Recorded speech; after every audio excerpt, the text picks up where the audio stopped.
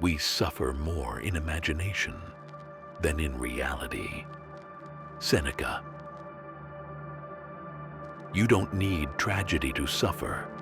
Your mind will invent one for you. It will take a silence and turn it into rejection. It will take an ordinary day and turn it into proof that you failed at life. It's efficient like that. A factory of pain running 24 hours a day without a single event to justify its work. You suffer from possibilities, from what could happen, from what might be said, from what they might think. Reality barely touches you. It's the thought of it that ruins you. Your mind rehearses every humiliation before it ever occurs. It builds scenes, assigns roles, directs chaos. It is both the victim and the playwright. You call it being prepared. You call it awareness. It's neither. It's fear dressed as intelligence. You suffer twice, once in thought, once in life, and sometimes you never even make it to life. The imagination doesn't need proof. It only needs attention. And you give it everything: your sleep, your appetite, your peace. The body obeys. It shakes. It sweats. It believes. Because the body doesn't know the difference between thought and reality. Only you do. And you keep forgetting.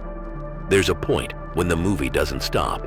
You're half in it, half watching. You wake already exhausted, as if you lived through 20 arguments overnight. You try to rest, but rest feels dangerous.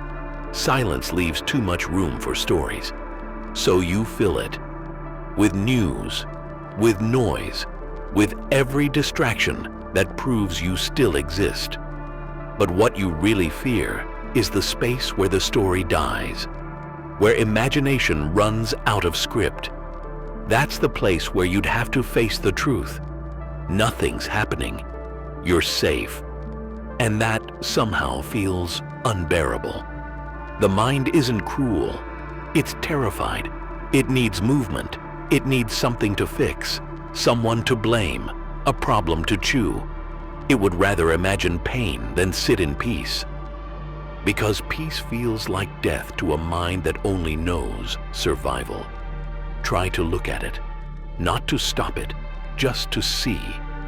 The endless scenes, the inner noise, the desperate need to know what comes next.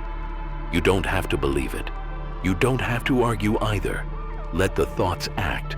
Let them scream. They'll get tired. They always do. What remains when the voice fades isn't emptiness. It's presence. It's the quiet texture of what is actually here. A window, a heartbeat, a breath that doesn't need a reason. That's reality, unimpressed by imagination. It doesn't beg to be understood. It doesn't perform. It just exists. And it's enough. Reality rarely hurts. It's the commentary that kills. The moment you stop narrating, everything softens. Nothing is waiting to destroy you. Nothing needs fixing. You start to see that suffering was mostly rehearsal, a tragedy written by a frightened mind and played to an empty room. There's peace in not knowing. There's mercy in not imagining.